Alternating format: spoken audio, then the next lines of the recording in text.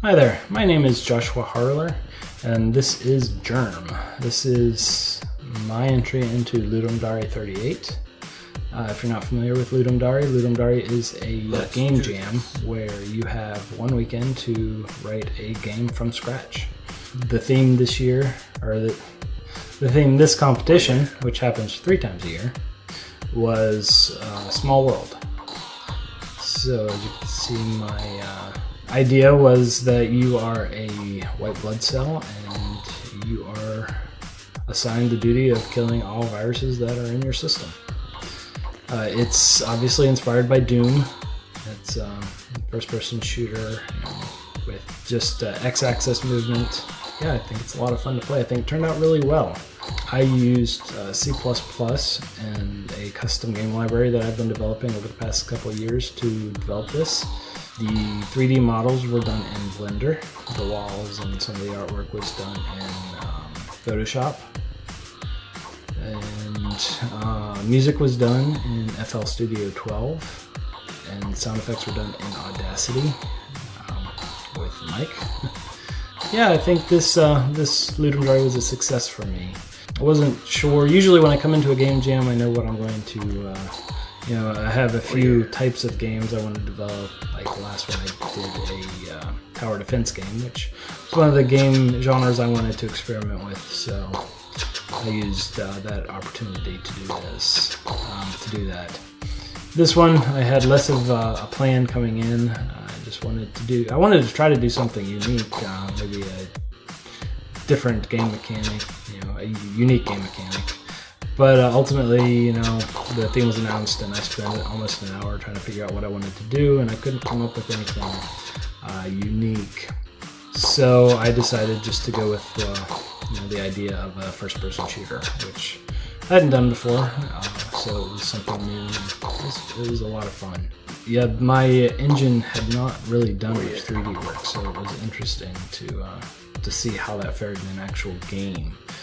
I started out doing the models in the game, like the guns and the enemies, as 2D sprites, just angled always towards the camera, and that ended up looking horrendous. So I fired up Blender and did a couple models, quick models, and I think the result looks a whole lot nicer than the 2D sprites, so I'm glad I made that change. Fortunately, it also meant I had to do some cheap tricks and optimizations, using 3D and an engine primarily made for 2D. For instance, the enemies don't have line of sight. I actually have a pathfinding algorithm running where it assigns each grid, each cell in the grid, a distance away from the player. And it's always updated as the player moves. And the enemies use that to determine how far away they are from the player and how to get to the player. So when you get close enough, they start moving towards you. It's pretty convincing. It looks like they're hunting you down, which they are, but not in the way they would in a typical 3D game. Same goes for collision detection, as far as I don't have to worry about any wall collision detection with the enemies because they stay on the grid. The bullet collision detection has some issues. It's pretty accurate. I would say 99% of the time it's fine, but every once in a while a bullet will fly through one of the smaller blue enemies, and unfortunately that problem didn't appear until I built the final release for submission and was doing a final test. So I had maybe 5 minutes to find a solution to that, because most, like at that time, all the bullets were going through the blue enemy, or 90% of them were. So I had to do some quick adjustments for that. It's all part of doing a game jam. The music, I really like the way the music turned out. I think it's catchy and really suits the style and the theme of the game. Yeah, it was so simple. It's just a 2-bar riff that's duplicated, or I guess it was a 4-bar riff. Anyways, it's really simple. You can download the source code and check out the FL Studio project file that I used to make the music. I think it's catchy. It doesn't get on my nerves, so hopefully it won't annoy other people. And I think it really adds to the feel of the game as you're playing it. Sound effects, done in Audacity, and they're all done with my voice in my mouth. That was interesting to it's always interesting to make sound effects with your mouth and have them actually in the game. So I'm happy with my entry into Ludum Dare 38 this year, or this time. I don't know why I keep saying this year. Typically, I'm able to do 2 of the 3 jams a year. Really enjoy it. It really gives me an opportunity to just do something I really enjoy for a whole weekend, and really motivates you and allows you to make a complete game, which isn't something a lot of people do. And typically when you're making a game, it's a many month-long process, if not years. And to do it in a whole weekend really makes you focus on what is essential for your game. You focus on your core mechanic, and you get that working, and then you gradually start adding features. Up until Sunday, my game only had 1 enemy and 1 gun type, and it didn't have a main menu, didn't have a win condition, didn't have player death. So yeah, all that stuff really came together in the end, and I think the finished product is pretty good. I'm proud of it, especially for 48 hours.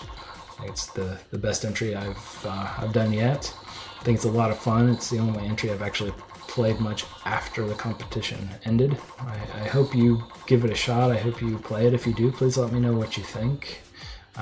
If you've watched this video, you've seen me play it, and it's a lot of fun. If you've never done a game jam before, I would highly recommend it. If you're a developer, or if you're an artist or a musician, try to find somebody to do a team jam with. Find a programmer or whatever, and make a game. It's very rewarding. It's a lot of fun. It's incredibly educational, and it's great fun to see what everyone else comes up with. I think there's over 2,900 entries this time in the jam. It's just fun to see what everybody else comes up with as the theme. There's no prizes for Ludum Dare, but nothing but bragging rights, I guess. I've typically placed right in the middle of the I finished in the top 300, I think, on all categories every time I've played. So I hope to constantly improve that, and maybe one day get in the top 10 or something. Who knows? But anyway, if you're going to do this, I would definitely prepare. Make sure you know your tools. Make sure you know how to get your work into the game. If you're developing, make sure you know your library, whatever you're using. If you're using Unity, which I know a lot of game jammers use, know how to complete your project, know how to make an executable, all that jazz. Make sure you get a lot of sleep. Get full night's sleep. It really helps. You'll wake up fresh and motivated to work. I actually ended up sleeping in 2 hours later on Sunday than I anticipated, which I was initially mad at myself for, but I think it turned out well, because I had a lot of energy on Sunday, and I was able to really bang out the remaining features I needed to do. My final suggestion is definitely get something you can submit done as soon as you can. Get your core mechanic working, get it playable, and then just make sure it's something people can play, and that reduces the stress of completing. Typically, you should be able to do this by middle of the day Saturday. Then you can spend the remaining day of on Saturday adding content, adding additional mechanics, weapons, enemies, whatever you have in your game. And then you can also start adding your sound effects, your music, your title screen, your death screen in my case, things like that.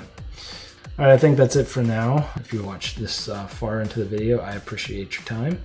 I hope you've tried my game. I hope you've enjoyed it. Please let me know what you think, and I will see you next time.